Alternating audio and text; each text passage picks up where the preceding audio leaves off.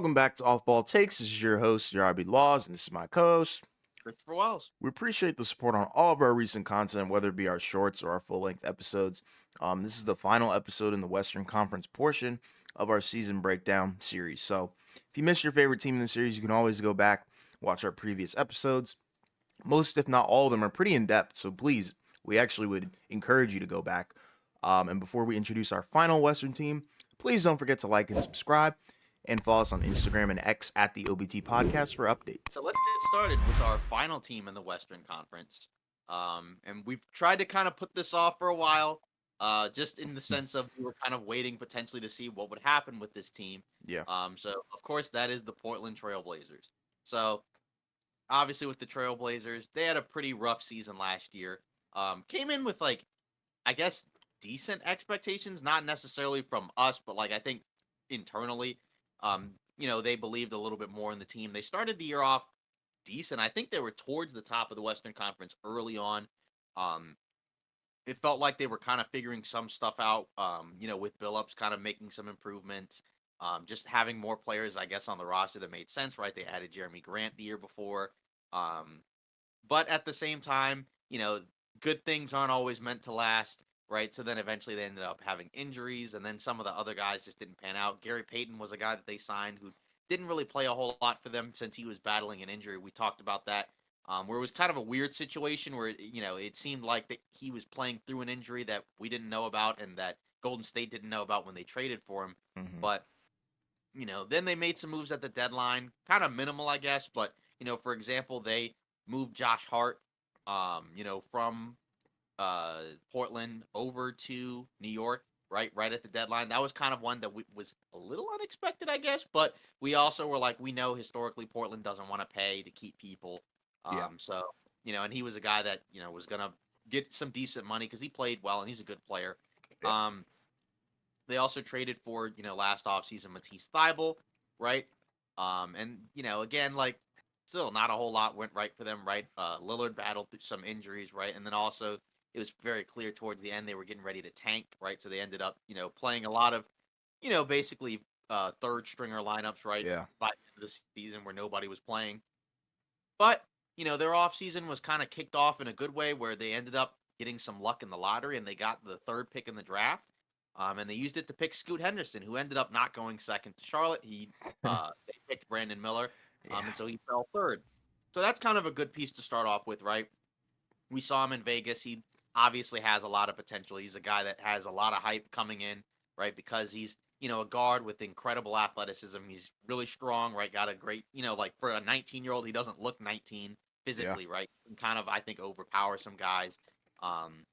Obviously not like a great outside shooter, didn't shoot well in the G League, right? But, you expect because of his age and, it seems like he gets a lot of high remarks for his work ethic. He's a guy that should be able to grow with those abilities over time. They also took Chris Murray with their other draft pick, right? The twin brother, or I guess, yeah, younger twin brother Yeah. of Keegan Murray for the Kings, right? Kind of possesses some similar-ish skill sets, right? I don't think he does as much with the ball, right? More of like, I guess, like a three, like more of like a typical 3-and-D Yes. wing. But still, right? Like that's a solid draft pick as well. So they did pretty good in the draft. And then we get into free agency where, it was kind of rumored where Lillard wanted Portland to make some changes to the roster because he's not been very happy or thrilled with how Portland has really, been the last few seasons, which we kind of thought at a certain point it might get to that point. We weren't sure because it always felt like, he would talk about not being happy and then eventually just go back, and Mm-hmm. play for Portland. But, then he ended up requesting the trade, right? They didn't do much in free agency. They re-signed Jeremy Grant, to a big 5-year deal, right? So he's going to be starting that. But outside of that, they didn't really do anything else, right? So I mean, I guess It's rough. clearly, yeah, exactly. So clearly, Lillard wasn't, super thrilled, I guess, with what they did because he ended up requesting a trade, not long after that. So Portland's kind of been in this weird limbo spot where we're kind of waiting for them to end up moving Lillard, right? He personally prefers playing for the Heat, right? So that's kind of where we thought he would end up going, Mm-hmm. but so far it hasn't happened yet, right? We know that Miami doesn't really have on its own a deal that Portland would really want, so it's kind of more so about getting the right pieces Yeah. combined with whatever Miami can give up. But at the same time, right, it doesn't seem like there's a whole lot of teams that really want Lillard. Or it seems like, or at the very least, they're not trying their hardest to try to acquire him. Um, and I guess part of that is despite, the fact that he had a great season last year. I think you had him as an all NBA guy, right? Yes, I did. Yeah, exactly. Scored 71 in a game, averaged over 30 a game, 7 assists, 46 from the field, 37 from three. So incredibly efficient and great numbers. But, it's just the last few seasons he's missed more time, right? He played in 58 games last year and played 29 the year before. And you can attribute maybe some of that to because the team wasn't competitive. Like there were probably games where he probably could have played and just didn't. Um, and also, we know Portland shut him down, because obviously they're trying to tank, and get those draft picks as well. So, that's kind of the weird thing about it is it at times it feels like it's a little bit difficult to, truly grade how their offseason went because it feels like it's potentially not done. Right.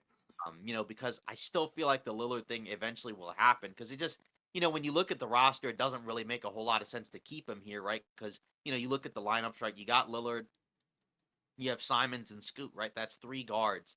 And what that means, one of them is going to have to come off the bench, right? Scoot was the number three pick, but Simons already has, like an established role, and he's also, I think, on a decent sized contract. Yeah. So One the thing to one, add too, I yeah, forgot. Ray and Repair. They also drafted him as well. yeah, yeah, Yeah, and he's exactly. a And we guard saw as him, well. So they yeah, drafted another guard. yeah, we saw him in the summer league as well. He Yeah. was pretty versatile, as like a 3-and-D type guy. But just regardless, I mean, like, you got some weird pieces, right? Like those three guards, right? None of them are really great defenders. Right? All of them are, relatively small. I know like Scoot's kind of like a big power guy, but he's not very tall. Hmm. Um, and then, after that, right, you have Shaden Sharp, who's really good. He's a solid young player, really good athlete, improved shooter.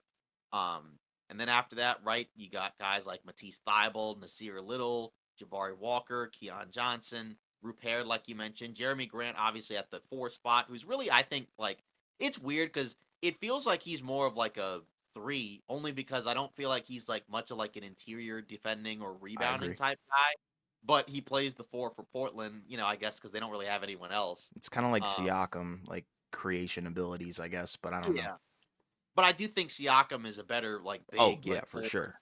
than Jeremy Grant. But I mean, he's a better player, period. But also, like, I think he does a lot of the more big man type things Yes. better.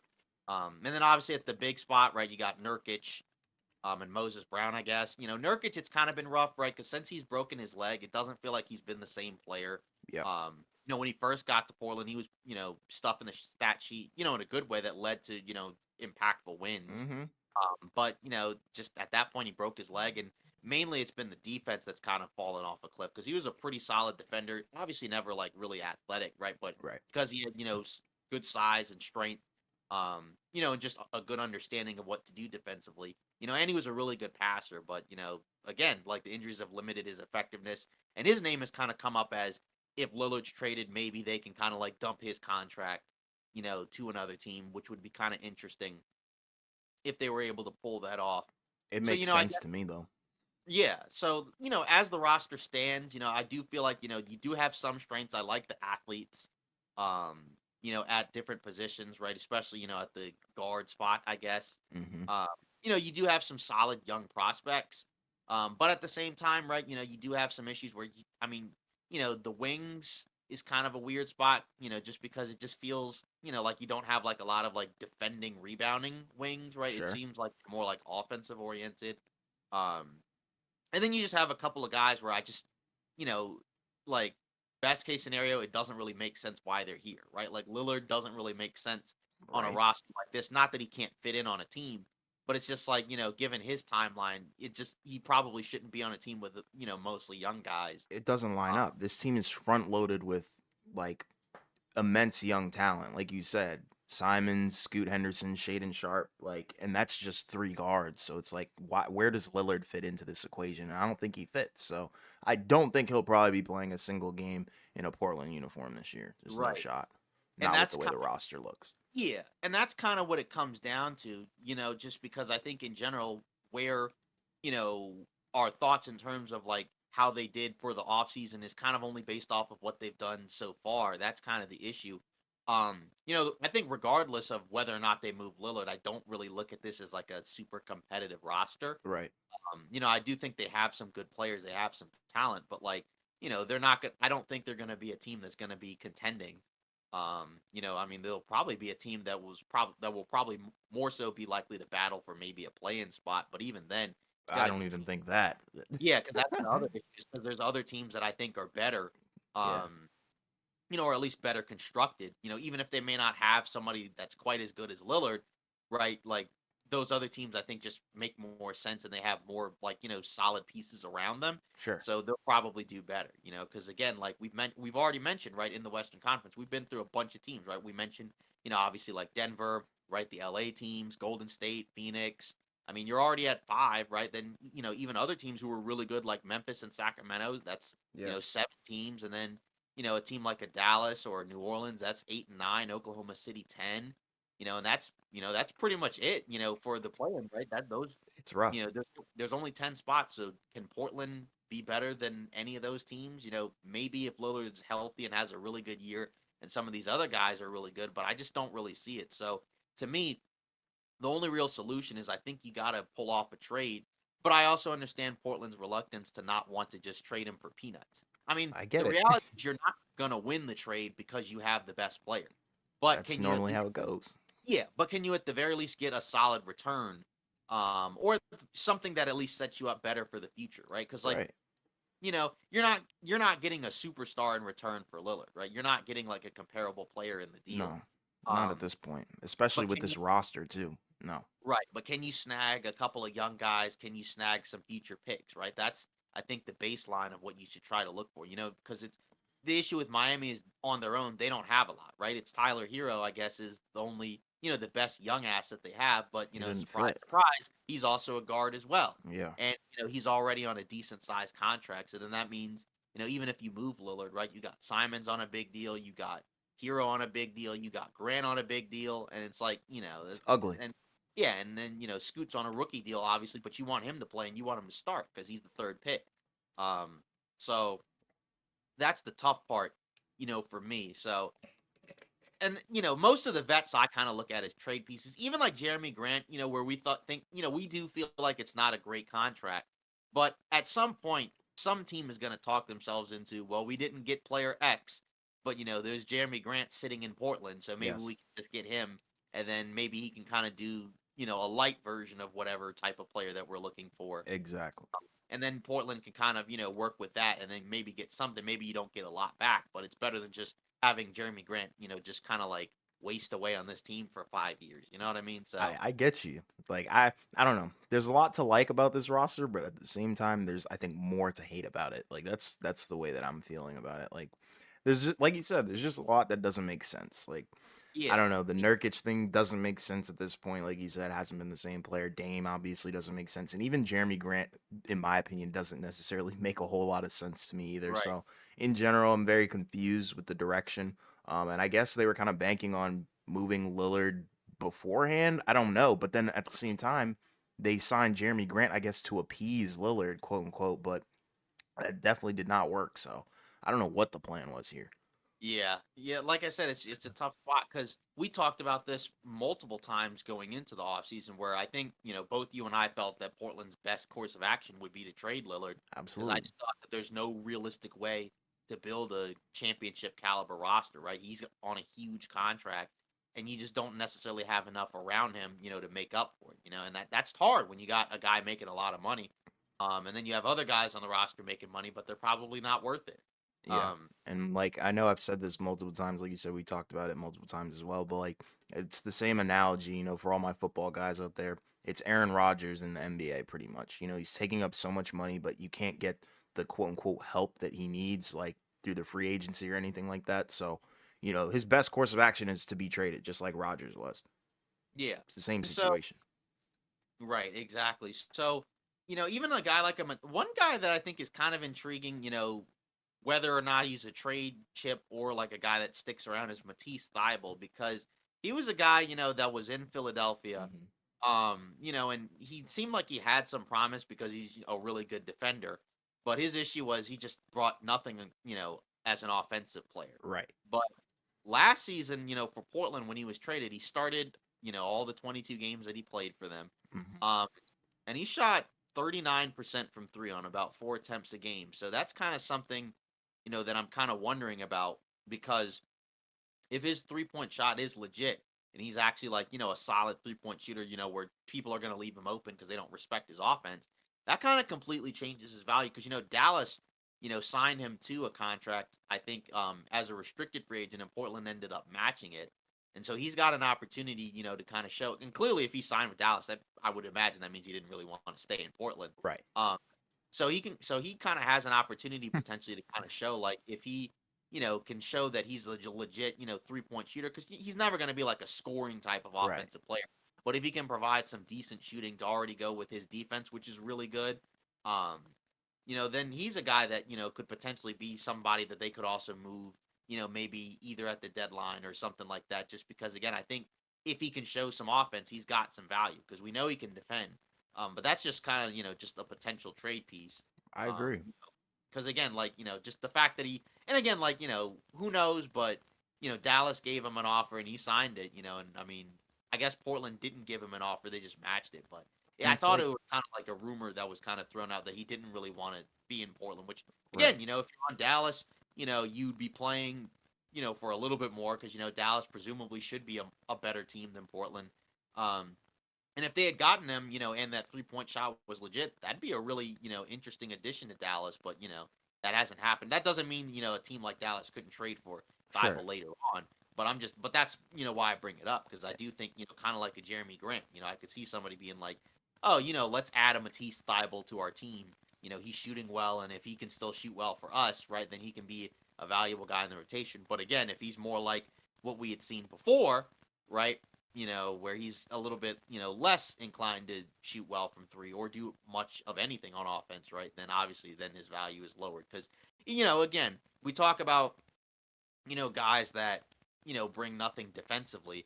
Well, you also can't be a guy that doesn't bring anything on offense. Sure. Like it's a you have to do at least something, at a really high, at a pretty good level to, get consistent minutes, especially in the playoffs. Because Yeah. we saw, teams where you saw guys who, say like a Jared Vanderbilt, right, where he's a pretty solid defender, but he was pretty limited on offense. And then, as the playoffs went on, you just didn't see him play as much, just because it was harder, to it was harder to like validate him getting minutes, because it was Right. like, well, if you're not going to provide anything on offense, then you better provide like lockdown defense. And, that's really hard, to do because, again, there's only a handful of guys around the league that could get away with something like that. So, Sure.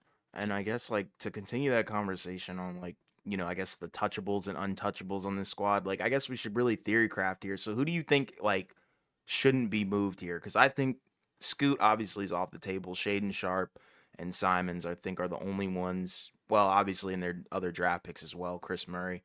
And even Moses Brown, I think you can't really move those guys, but I think everyone else is pretty much free game. yeah. I mean, I'm kind of with you in the sense of like, yeah, I mean, like, most of the young guys I probably wouldn't want to move. Hmm. Simons is one that I do think is intriguing in the sense of like, if he's included in some type of trade and you get something back for him, that's something where it's like, just something to think about, right? Right. Because, you could realistically, just be like, all right, well, let's have a backcourt of Scoot and Shaden Sharp. That would probably be, a really intriguing backcourt to have, Sure. right? Sharp gives you more size and versatility at the two guard spot, even though Simons is the better offensive player, right? Sharp's obviously the better defensive player. Hmm.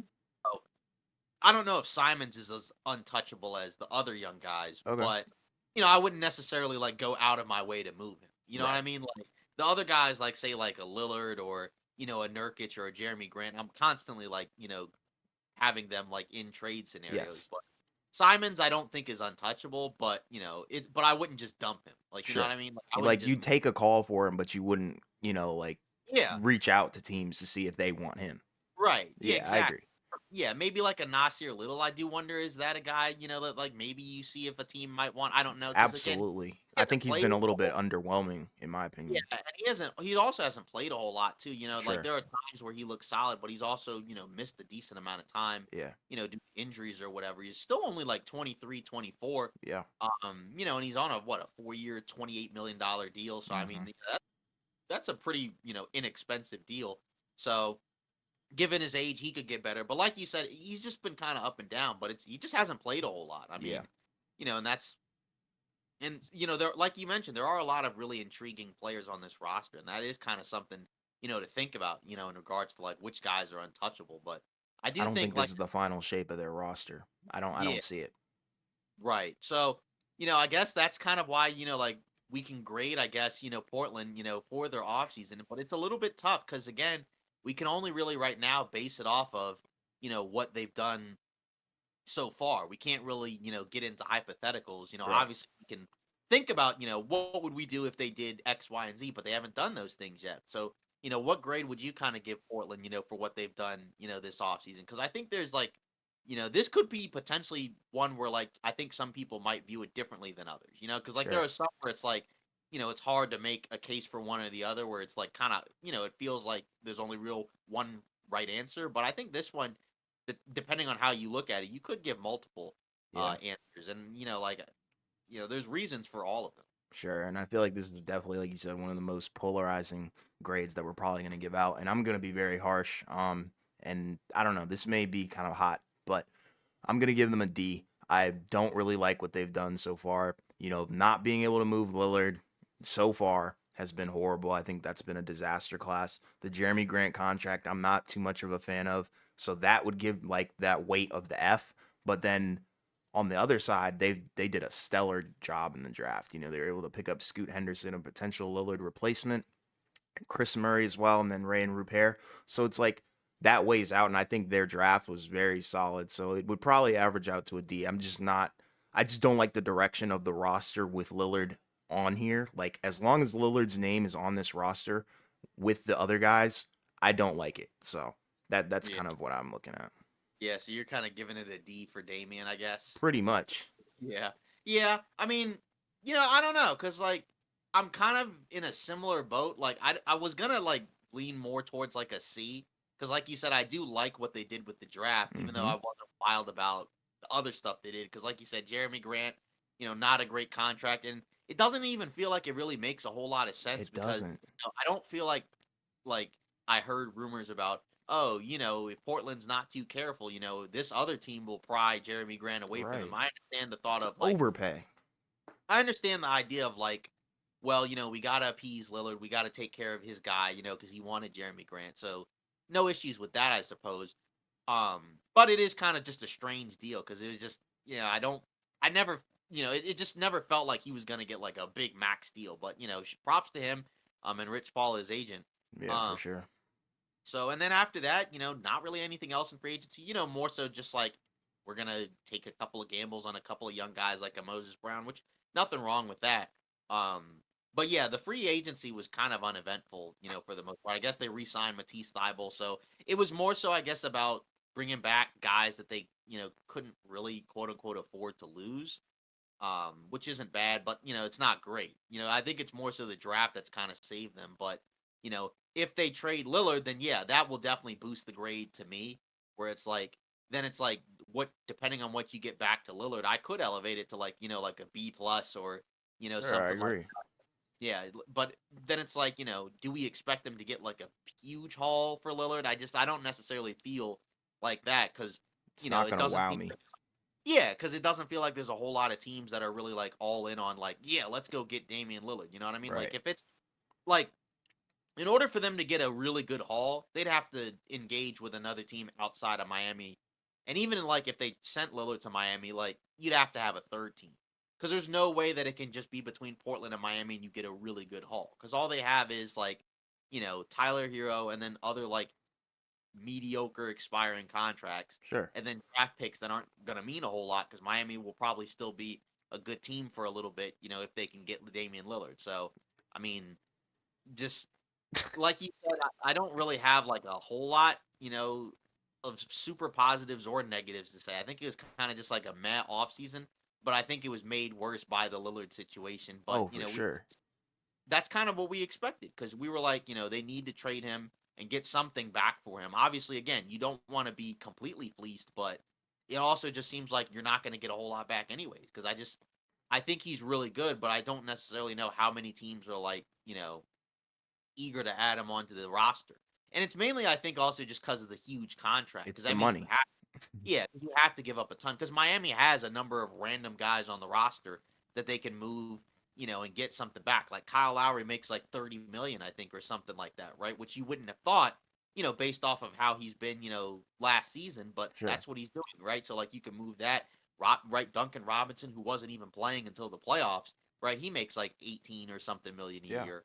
So they have the ability to add Damian Lillard and like, just give up guys that they can probably replace, not too, relatively easily, you know what I mean? Like, not that those guys are, I guess, what's the word I'm looking for? It's not so much that those guys are, bad because they're Right. not. It's just like, it's a lot easier to replace what like a Duncan Robinson or a Kyle Lowry can do than it would be to, you know, try to replicate what Damian Lillard can do, Well, you here's the know? thing. Like they kind of already have done that a little bit though, because they've drafted Scoot. We already know he's going to be a great Right. talent. So they did that in the draft, and I think that's like what you're saying is like they did their job in the draft. But Yeah. in terms of free agency and even just being able to move Lillard, it just hasn't come to fruition. And I think the Right. problem is like with Lillard's career, he's made so much money and he's making so much money at this point where it's hard to bring in talent around Yeah. a roster Right. like this that has so much money involved. Like Yeah. $45 million is crazy, man. Yeah, and you're never gonna get, guys to come to Portland. It's just not No. one of the cities where free agents want to come play. So, and we knew that, right? Like, like I remember, well, I thought I remember like hearing a thing like after Beal signed his contract with Washington, where it was like he's gonna try to, recruit guys to come to Yeah, DC, it's and not I'm going to just like, work. yeah, and I'm like, good luck with that. I It's mean, a small first off, market. yeah, you're making a ton of money. And then on top of that, when was the last time a big free agent, decided to come to Washington, They right? don't They've some guys where they've drafted guys that were really good, or but traded for him. or traded for guys, but they've never like just signed a guy, to come to that said I want to come to DC. And that's the same thing with Portland. And we've talked about that before, where their two situations are, kind of similar, where you have like, these two guys who were, kind of, I guess, quote unquote, the heart and soul of the roster, the Yeah, city organization, but they were like, the franchise player. yeah, exactly. But nobody's gonna come there, and then also like it's hard to build around guys that are on massive contract. Sure. So that's kind of how I look at it for Portland, where it's like if they can pull off a Lillard trade and get something back, their grade I think will be much better from both of us. I think like you said, you gave it a D, I gave it like a C, C minus, because it's mainly buoyed by the draft. Because like you said, Yeah. so they already did their work in the draft. So it's like if you can't like get like a super really really really good young player, it's not the complete end of the world because you already have Scoot. He Right. kind of fell into their laps, but so it does. So because of Scoot, like you can bounce back from like a mediocre Lillard trade better Yes. than if they had, had like the seventh pick or something like And I that. You know think what that I was mean? their plan. Because remember, way back, I think even before the draft had taken place, it was maybe like a couple weeks or maybe a month before. I Yeah, remember, I remember Lillard was like, "Yeah, I'm not gonna be here if you guys draft a guard." So it's like right. they've Yeah, kind of contradicted themselves in a number of ways. They wanted to appease Lillard, signing Jeremy Grant or re-signing him. But then, right. draft comes along and then Scoot's drafted. So it's like, what Yeah, are we doing here? What's the message? yeah. What And is the it's funny. message they're trying to send? So Yeah, I think Scoot is the safety net, like you just said. yeah, and it's funny because I remember the rumors about the decision for them to potentially move the pick, or That was keep a the thing too. yeah, and I was Forgot like, about I that. think they're making the right decision of keeping the pick Yeah. because, again, like you're not getting a championship contender around Lillard. No. So it's like you might as well trade him and rebuild. So I think they did the right thing there. It's just a matter of, what do you get back for Lillard? And if you get something really good back, then that can help you accelerate the rebuild. But at the very least, Scoop makes it a little bit easier to, not have to, you know, get back the greatest return because you're Sure. already probably not going to get back an amazing return because you just don't normally see that usually when star players are moved. Like we've seen some, um, but then even in the long run, right, where they really like that amazing, it just depends, right? Like the eight, like New Orleans got a decent haul back for AD, right, with the young players, and they got some picks, but then it's like one of those guys is gone in Lonzo Ball, and then there's another one gone in Josh Hart.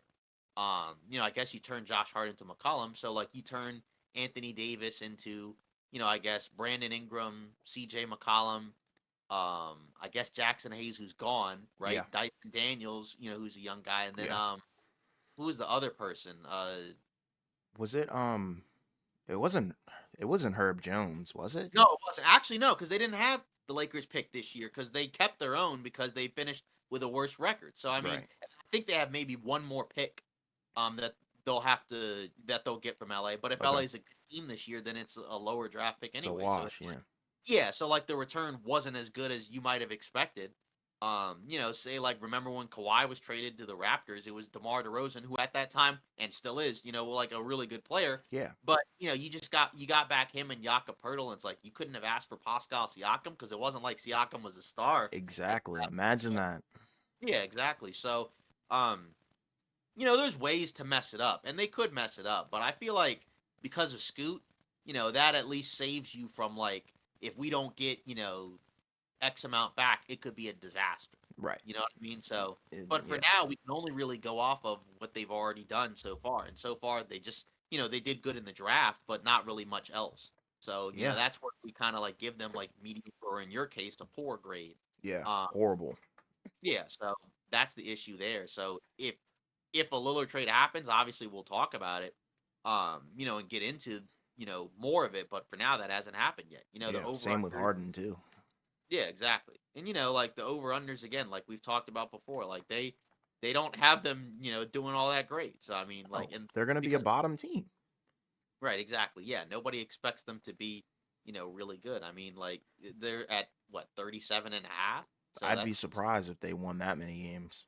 yeah. I mean, like yeah, they could potentially win less if they move Lillard, they're probably going to win less because I think right Exactly. now it may be based off of the roster they have right now. So I mean, yeah. So that's kind of Ugh. pretty much it, for the Portland discussion. I mean, obviously, there's a lot of ways to look at it and dissect it, but right now, the biggest elephant in the room is the Lillard situation. And from that point, everything else bounces off of that. Because again, if they move Lillard, if they throw in Nurkic as well, right, or if they get like a third team or a fourth team involved, and get some other stuff back, maybe they move Jeremy Grant either at the deadline or in the offseason. Like there's a lot of questions, Yeah. that still have to be answered. But for now, I do think the draft at the very least is a good start, and that's kind of what like prevents me from like giving them a D because I do like a lot what they did in the draft. But I don't like what they did in free agency, and I still don't like that they haven't resolved the Lillard situation. But at the same time, if you get this done like, 2 weeks from now versus like 2 months ago, is the situation really that different? Probably not. You know what Yeah. I mean? And we can revisit their grade, when the Lillard thing does go down, as long as Right. it's during the off season. But good Yeah. lord. Yeah. So yeah, I mean, yeah. So let us know what you think in terms of our coverage of Portland. In terms of do you agree with how we felt about the offseason? Maybe you think they did better. Because again, I could see this one being a relatively polarizing one. Because I think Sure. there are some people who feel like they did well in the offseason. They just need to move Lillard. And then there's others who probably just feel like, well, they haven't moved Lillard, and so that means they haven't done well in the offseason. So That's where I uh, am. yeah. So I guess before we get into the, news and rumors and whatnot, that pretty much does wrap up our Western Conference coverage. We've covered excuse me, 15 teams in the Yeah. Western Conference. Um, overall, I do think most of the teams in the West had pretty solid free agencies. Like there weren't too many, I think, that had abysmal ones. There were some Sure. that had, some kind of like mixed results or question marks. Like this one was kind of a mixed bag. The Denver one was kind of mediocre, but they were already really good. So, we like, yeah, overall, I think like we did give some teams in the Western Conference some lower marks, but Yeah. I don't think there was necessarily anybody that did like absolutely horrible, They all in the got off. better.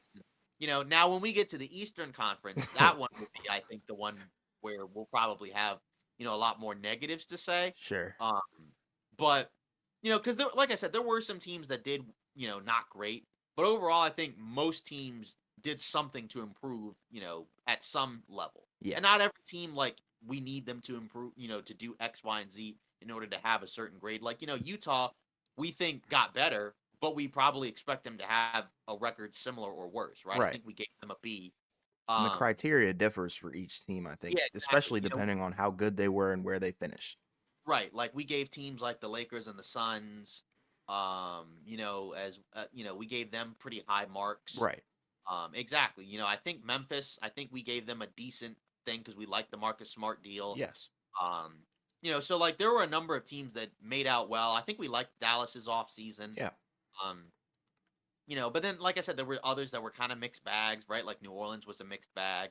Portland, Denver, right? Those were mixed bags. But again, like you said, the criteria is different. Like Denver may have had a mediocre offseason, but they're still going to be really good because their, baseline level of improvement is not the same, right? Because Right. they were on the championship. So they don't have to be like massively better in order to win a championship again. You know what I mean? Right. So that's kind of how we have to look at it for that. But once we get to the East, it'll be really intriguing. We haven't yet picked what team we're going to start with, but again, we have 15 teams to choose from, and I think we're going to probably start doing two teams Yeah, we're gonna combine it. per episode, just because we're getting closer to the start of the season. Obviously now we're in September. The season starts. I believe it's October 24th. So we got a little bit over, like a month and a half or Yeah. so to get this done. Because it's soon have to, eventually we'll be talking about like preseason and training camp. Exactly. We want to get to that as well. So, I think that's what we're probably gonna do. Um, Yeah, we'll start combining them. Probably we'll still be in depth, so expect probably longer episodes, but not too long, nothing crazy like 3 hours. But we do want to get you guys, all the content that you do deserve, especially with these Eastern teams, because I think, there's a lot of conversations to be had here, even though they may not all be super positive like the West. right. So I guess like to kind of wrap up the West, before we get into the news rumors, like Sure. which team do you feel like I guess you can kind of pull it from the grades, but I guess kind of like to quickly summarize, what teams do you think had the best off seasons in the Western Conference, so far? Oh, for sure, like Phoenix, the Lakers, I think as well. Dallas is up there for sure, and I think we also said the Kings. I think I was don't it? think we. It was either the. I think we were mixed on the Warriors too, but Yeah, for I think I sure the Suns and the Lakers. yeah, I think because I think Oh, and Spurs. we said Suns, Lakers. Yeah, I think we were mixed on Golden State. I'm lower on it than you, but I Yeah, think like neither of us were like super super high on it. I think right. like I said, I think you're higher on it than me, but Yeah. regardless, What I don't about think either you? of us saw. Huh? What about you? Like, which ones Yeah, did you like think were pretty good? I would agree. I would say like Lakers, Yeah. Suns. I guess the Spurs. I guess it's more so that they added Wemby because they didn't really add much else. Right. They had a couple of other decent draft picks, but like you said, Dallas I thought had a pretty good offseason. Mm-hmm. Especially in comparison to what it had been, before, right? Where Yeah. like the offseason before was really bad. Yeah. Um, so I think, there were a couple of like quote unquote sleeper teams that I think did good. Like I think Memphis did good, even though Yep. they didn't really make like a super loud move. I guess you could consider Marcus Smart a loud move, right? But like it's different than what say Phoenix did, where they acquired Beal and then added some other guys. Right. Uh, but I like the Marcus Smart move for Memphis. Um, and then after that, there were other teams that I think, did mediocre. Like I said, I thought Denver had a mediocre offseason. But again, they're the defending champs, so they don't need to do as much Right. anyway. So it's really fine. Yeah. Um, but then you have some teams that, like we said, didn't really do that great. So like I Portland. thought Portland's wasn't really that great. Yeah, Portland will, is kind of a mixed bag. So but overall, I do think the Western Conference as a whole did pretty good, because we've mentioned it multiple times where like most of the teams in the Western Conference got better. And you have in theory more than 10 teams that could make the push for the play-in, or Exactly. like playoffs or whatever, like, and that's going to kind of be an interesting race to see because there's going to be at least a couple of teams that people think are going to do pretty good, and then they're going to get left out. Um, right? Or you could see a team that's in the play-in and gets knocked off by a lower seed, Right. So that's going to be an interesting thing to keep an eye on for the Western Conference, I think. For sure. So, now I guess we can get into the news and rumors, to kind of, wrap up, our discussions, right? So Joe Lacob, right, the team governor for the Warriors or owner, whichever word we use nowadays, um, he spoke more on the Jordan Poole trade, and he, said someone probably was going to be the odd man out. So he didn't really like say that like, oh, we did it because of Draymond. He said, um, on Tim Kawakami's podcast, he said, quote, I think it's fair to say that there was some level of concern going forward, whether that was going to be something that would work out. To be honest with you, I think it would have worked out and could have worked out. But I think it's fair to say that in order to make the team work next year, to make the numbers work and so on, someone probably was going to be the odd man out. It just turned out and it wasn't planned that it was Jordan. I don't really believe like some of that where it's like, oh, somebody was going to be the odd man out and it just happened to be Jordan Poole. Like the Right. reality is that Could have easily been Clay or somebody yeah, else. So. like the reality is that the only guys that you could trade, right, in terms of the contracts where you could get, something of similar-ish value would have to be one of the core guys, right? And Steph's not going anywhere. Right. Clay, I don't think was going anywhere, and then Draymond was a free agent, and we knew he was coming back. Right. So it had to have been, either Wiggins or Poole, and Wiggins wasn't going to go anywhere. So, um, yeah. So I mean, like we thought like it was either going to be Draymond or Poole, but we were leaning towards they're probably going to move Poole because Draymond in terms of his defense and his leadership, and just the fact that he's a core part of a team that won all those other titles, so he's just going to be a guy that has more, like just say in the locker room, and more rapport with the other guys, right? Like Yeah. not that the other Heart and guys don't soul. like yeah, not that the other guys don't like Jordan Poole, but just like they would have had more of a stronger relationship with Draymond just because they've been together for basically a decade. Won 3 titles together. So, hey, Yeah. 4. 4. Excuse me.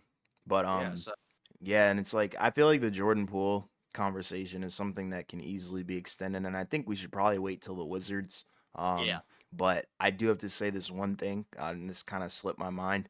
But when we were talking about the Poole trade a while ago, I think Jordan Poole this may be a little bit hot, but he may have a similar like career trajectory as like say SGA. I know when SGA was moved, he wasn't as good as Poole was, so I could see maybe Poole elevating his game, not to like, SGA like MVP candidate levels, but like, to the point where he's the guy on the team. And I think Washington is probably the perfect spot for him to be that guy. So Yeah, I do want to shout out Jordan Poole. I'm a big Jordan Poole fan, and oddly enough, I'm literally wearing It's a Pool Party shirt. So yeah. trust me, Yeah, I think he's gonna be very good. yeah, it's kind of funny because Poole was, for all the ire that I guess he's drawn from some people, he was a big part of a team that won a title. Even though his role in the latter part of the playoffs kind of went down somewhat. It doesn't matter. He helped get them to a title. He was a big part of their success in the regular season. Yeah. While Clay was out, and then in the playoffs he was a big part of it. Um, because you're right in the sense of like you know I guess what year is SGA in now at this point? Is he in like year 4 or 5 kind It's of? either 4 or 5. So like Jordan Poole in year 3, right?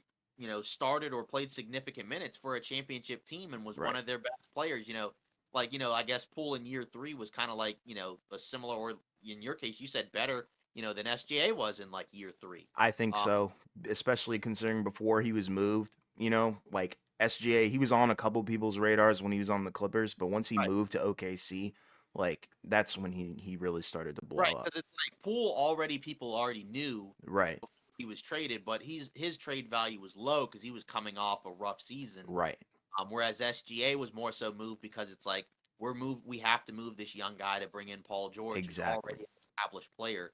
I guess Poole was moved for a quote unquote already established player, a guy that's much older in Chris Chris Paul, Paul, but yeah. still, yeah, but like, so it is kind of an interesting comparison, but yeah, like you said, we'll talk about it when we get into the Wizards, but Yeah. I don't think this is the last that we've heard of Jordan Poole. Oh, absolutely not. I don't think it's the last we've heard of the Warriors either, so hey. Right.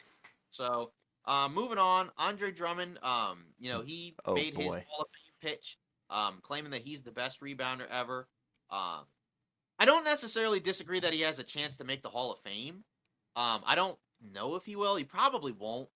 But like, then when it's like when you look at the Hall of Fame, there's a number of guys where it's like, I'm not gonna like pick on people Right. necessarily or name names, but like, it's kind of clear where There's like questionable picks. yeah, like the criteria to get in the Hall of Fame clearly isn't, to the same degree as maybe some other sports. And also like, keep in mind it's the basketball Hall of Fame. So there are some guys where they may not have had like great NBA careers, but because they had great, college or overseas, careers, right? That would have allowed them to get in, Sure. or so like, I don't know. Like, is he I the saw best? the clip. Yeah, is So he the best rebounder ever to you? no, I don't think he's the best rebounder. He's a great, phenomenal rebounder. But my issue with him, and I'm not to pick on him, and this is not really hating, but I never really felt like he got his offense together, so I'm not really sure, you know, how he thinks he's a Hall of Famer in terms of that. I guess in Detroit he had his offense together, but outside of that, not really too much. But great defender, great rebounder, but I don't know. I don't think I wouldn't put him all time. I think Yeah, Dennis Rodman. There's some other guys I could probably name that are a little bit better, and I don't know. I mean, yeah, I mean, I mean, again, like there, it's not like the worst thing you could say. You know what I mean? Like, obviously, when you say you're the best, to do something, obviously you're gonna, raise some eyebrows. But, Sure, I guess there's worse things that he could have subjective. said. Yeah, exactly. But, yeah, I don't know. Like, I Do you think don't he's the think he'll best be in the Hall. rebounder of all time? No, Oh, yeah, I don't think a lot of people do. no, But and I to don't, be fair, and we I don't don't, really play the game like yeah, and I at the don't, level that he does. yeah, and I don't really look at him as a Hall of Famer either. But I mean, like, again, like, would it shock me if he went into the Hall of Fame? Like, No, maybe, but at the same time, the issue with him is, his game has kind of fallen off a little bit, the last couple of a seasons, lot, I think. yeah, because like if he had, remained like a starting guy, putting up, All decent, NBA guy. yeah, like, even if it's not only NBA, but if he was consistently putting up like, 15 points, like 14 rebounds or something like that, you know what I Sure, mean? Like if he was putting up the numbers similar to, but maybe a little bit worse than it was in Detroit, then it would probably be an easier case for him to be in the Hall of Fame because sure. he would have been consistently putting up solid numbers for a while. But considering the last few years, he's been more of like a guy coming off the bench, and that's probably what he's going to be from this point going forward. Right. Probably not going to put up the numbers. For however many years he's got left in his career, he's probably not going to put up enough numbers, I think, to get in there. You know what I Yeah, mean? Like I like the when I say, confidence though. yeah, exactly. Like, yeah, like when I say, would I be shocked if he makes the Hall of Fame? No, like I don't think he'll make the Hall of Fame. Right. It's just again like there's a number of guys that are in the Hall of Fame where It's you might not have questionable. ever heard of them before. So it's Hmm. like so I don't know, but yeah, like I don't really have a huge issue with that. I mean, like Me because again, neither. there have been other guys in the offseason that have said stuff that I think we took more, we had more issues with than Yeah, that. and I So think one of them is coming up, I believe. So all right, so next up, net signing Harry Giles. Harry So Giles, yeah. woohoo! It's a party. Let's go Yeah, Nets. yeah, so former Duke big man, right? He went Yeah, to Brooklyn, so he's gonna compete for a roster spot. He was out of the league, for a little bit. He had some injuries. I think he was a guy that had some promise, like in high school, I yeah, guess, and then coming into college, but he just hasn't been able to stay healthy. yeah. So hopefully he can kind of figure it out. Um, but you never know, right? Because again, like sometimes guys, they can get an opportunity, and then they take advantage of it, and then they can find a way to stick around. So hopefully that Yeah, happens with he him. was a first rounder. Pretty good in high school and like you said, college. But I don't know. Hey, he has the opportunity, so good for him.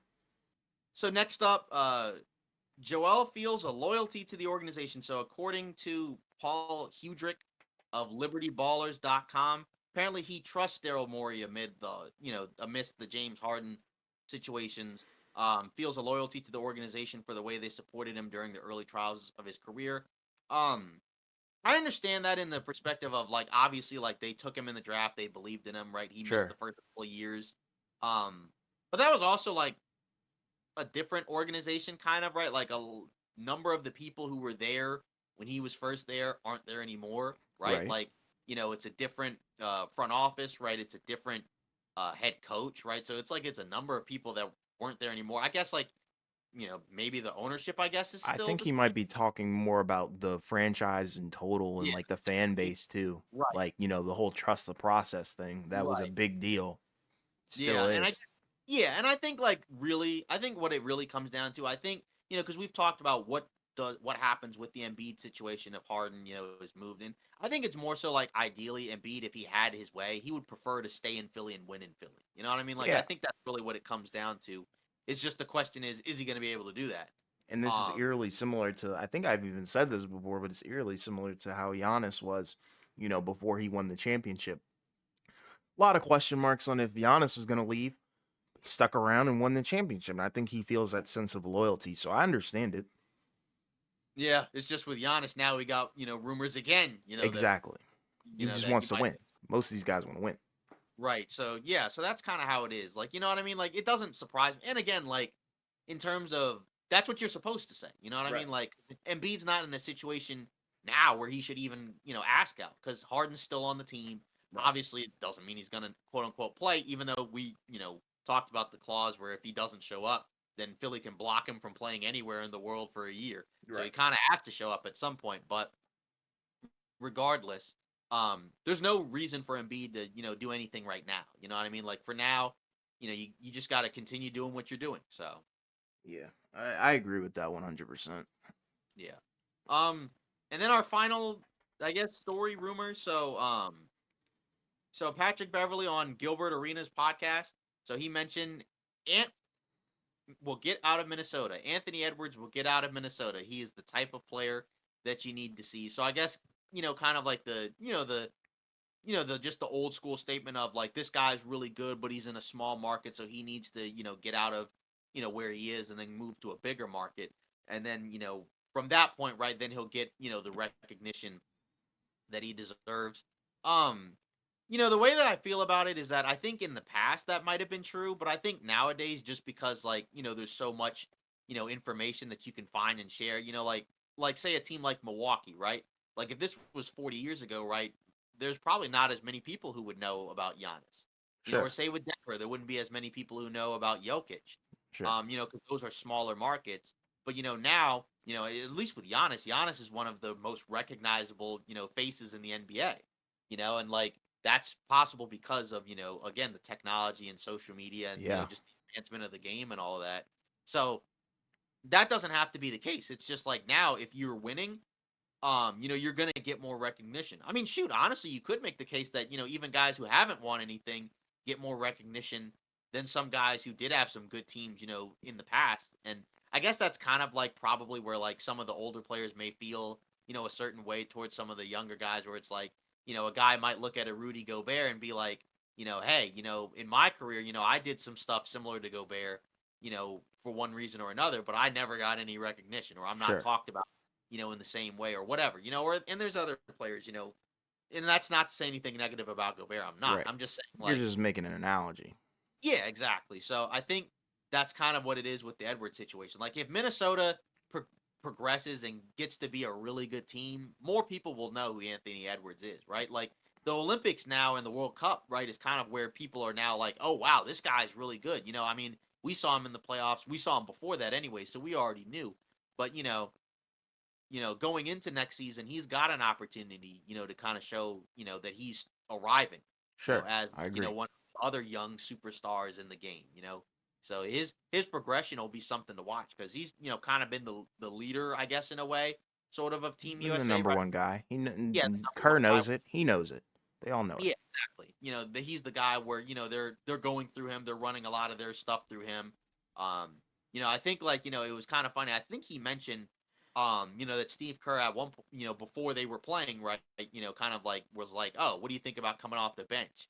And he was like, well, Wade, never came off the bench for Kobe, or like Kobe never came off the bench for Wade or anything like that. So it's like he's like, yeah, why would I come off the bench? And he Right. shouldn't come off the bench. And they have So an intriguing relationship too, because I believe the Warriors were looking at drafting Edwards number two, and then right, Edwards like apparently he was just being lazy at the workout. This is yeah, well, directly from Edwards, and then yeah, Kerr was like they took him to dinner and stuff, and they're like, you know, we want to take you at number two, but you're not working hard enough. And Anthony Edwards said ever since then that's been the catalyst for him to really take his game and take basketball serious because we already know right, there were questions about yeah.